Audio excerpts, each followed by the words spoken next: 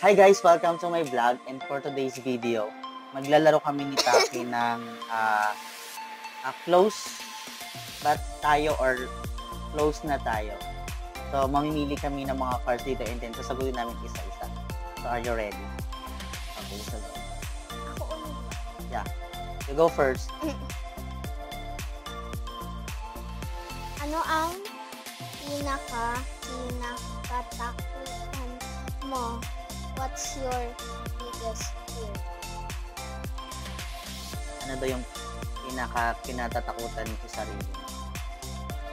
At yung pinaka-problem? Nagsusuka. Ayun Ako naman. Ano ang pinakakatakutan ko? Minsan pag matutulog ako yung darkness.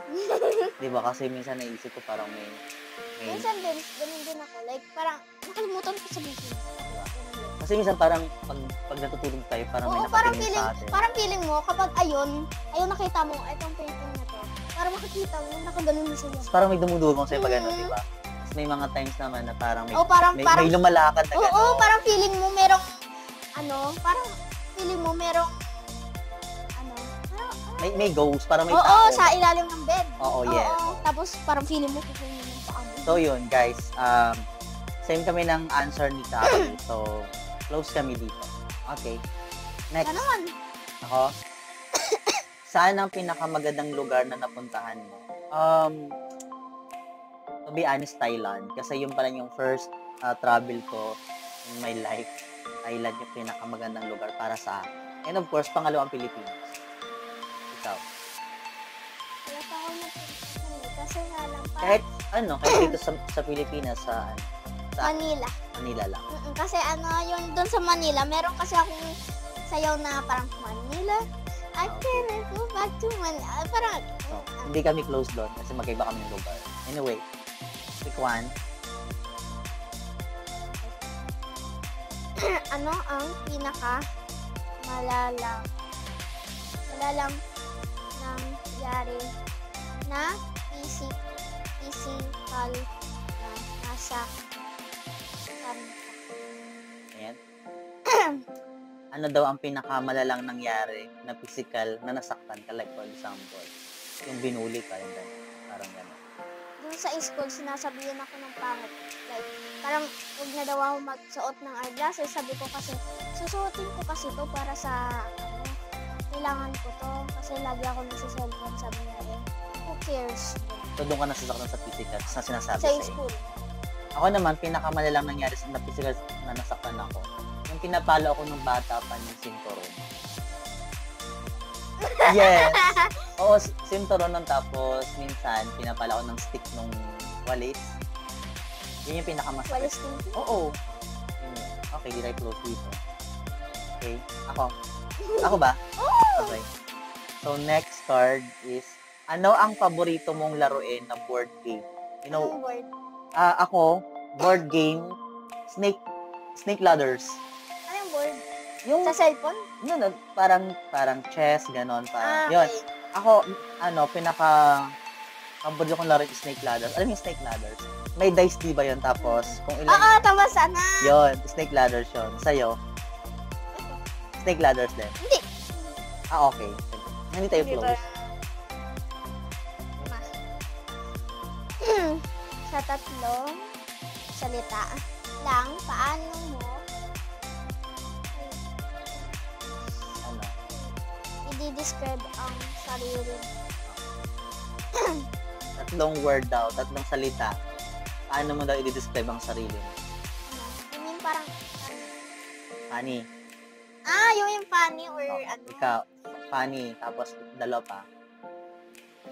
yung emotion ko. Yeah. Eto. Kapag naman sa school, sad. Okay, funny, sad, and last. Funny lagi, funny pa rin. Pati, lagi naman akong, parang, lagi akong galit. Ganun. Funny, sad, and angry ka doon. Ako naman, tatlong salita lang kung paano ko i-describe yung sarili ko. Makulit, tapos malambing. Then, yun, always kong sinasabi sa mga alaga ko. Always say, I love you. Okay? Tapos next, ako. Ako, nakalimutan ko.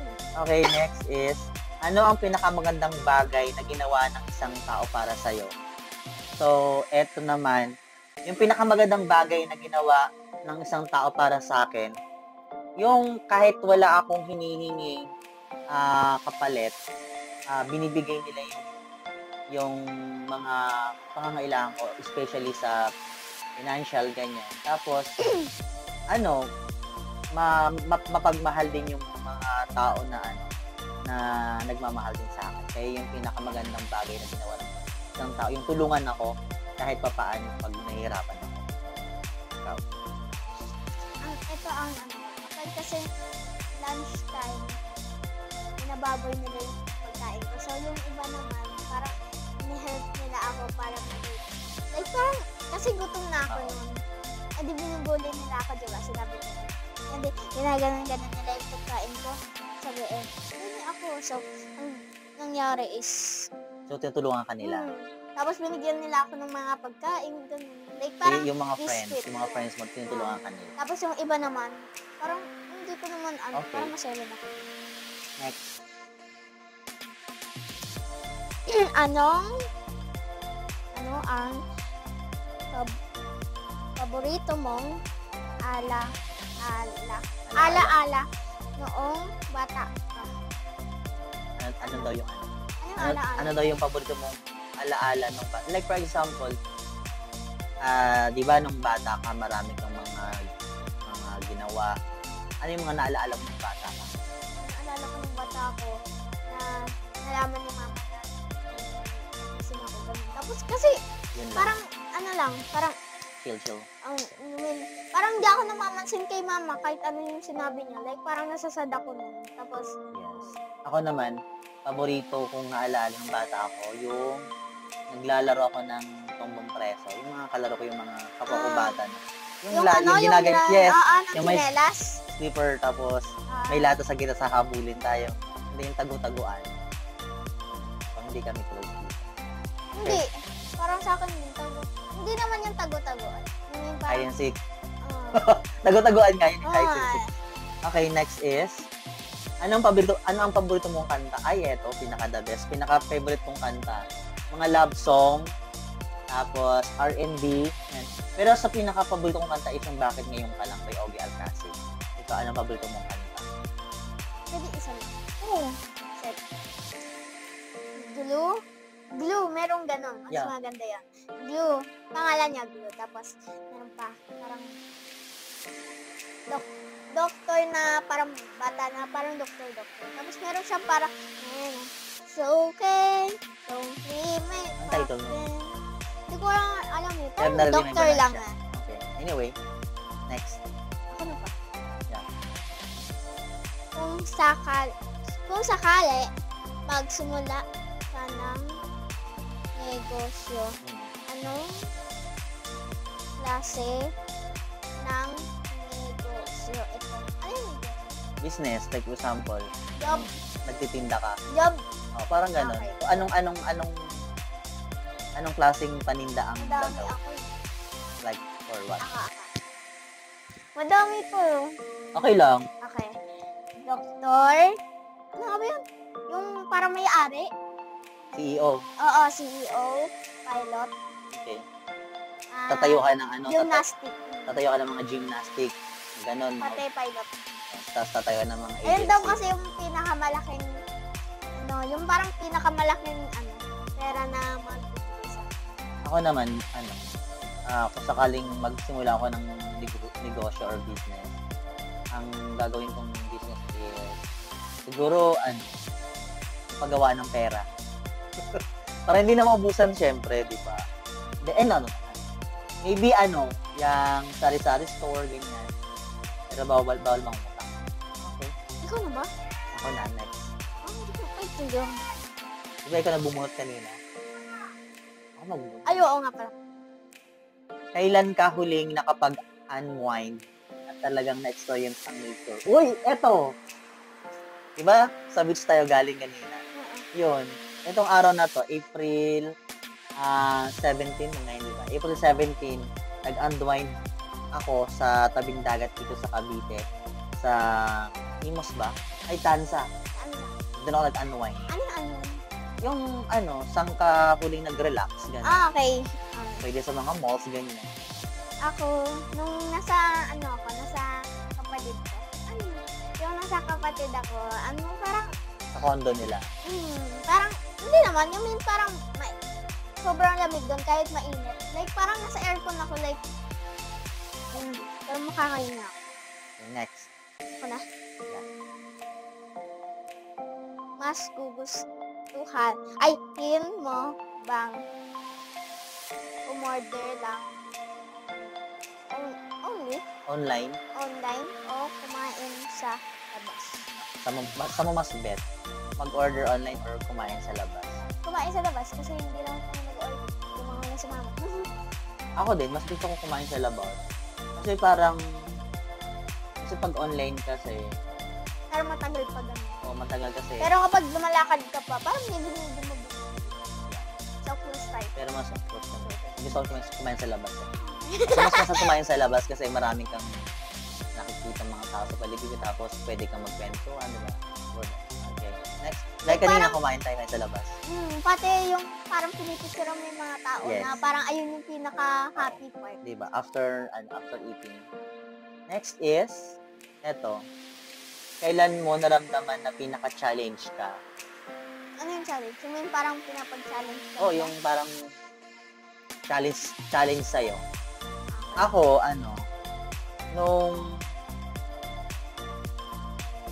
nung pinapasali ako sa Prat, sa Taugama. Di ba pinapalo yung pero ayaw ko, hindi ako sumali. Kaya challenge sila ako ng gano'n na mag-join, pero ayaw ko sumali. Ako, challenge nila ako parang yung lunch thing. Pinapasa nila. Parang hinahabol ko. Did I close doon? Ano ang parte Oo. ng trabaho mo ang pinaka-gusto mo? If ever na may work ka, anong pinakagusto mo? Ako muna sasagot. Ako gusto ko secretary. Sulat-sulat. Ay, sa school ba? Okay, sa trabaho. Like, pag may Sa work, school yun eh. Secretary. pwede naman kasi mag-secretary sa school.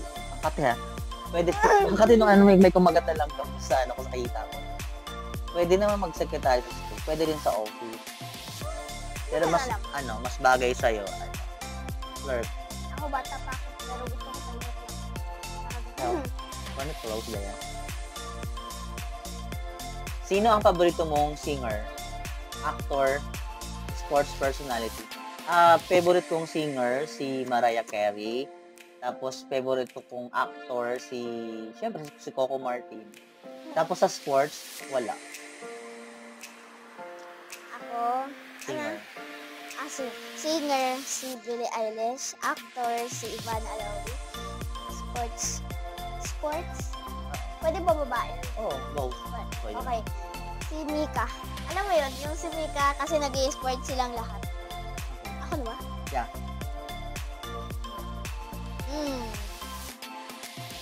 Magsabi ng opinion na para sa'yo ay tama pero para sa iba ay mali. Halimbawa, hindi masarap ang pinya sa pizza.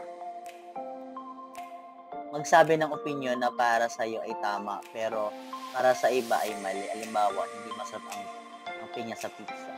Okay. Ako kasi ganito, para sa akin. Like for example, favorite ko yung milk tea, pero sa iba, ayaw nila ng milk. Ikaw. Ako naman, Ano yung mas masarap sa'yo na hindi masarap sa iba? yung ulam ng ketchup. Yeah? Ay, Masarap yun eh. yung ketchup pwede rin ipalaman sa pandesal. Pero favorite ko, inuulam ko yung ketchup kasi masarap. Sa iba hindi. Ayaw nila. Okay? Last card tayo. Ano ang ibig sabihin ng iyong pangalan at bakit ito ang pinangalan sa'yo? Yay! Actually, kasi yung pangalan ko is DJ Alvin. So, bago ako naging DJ sa radyo, kasi yung nagbigay sa akin ng pangalan nito is luluwas ng Manila.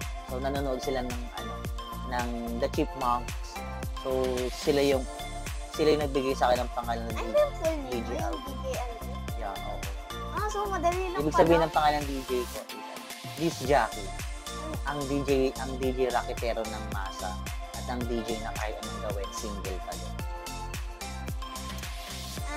Kasi pinangalan ako ng Maki. Maki talaga. Maki is, sounds like boy.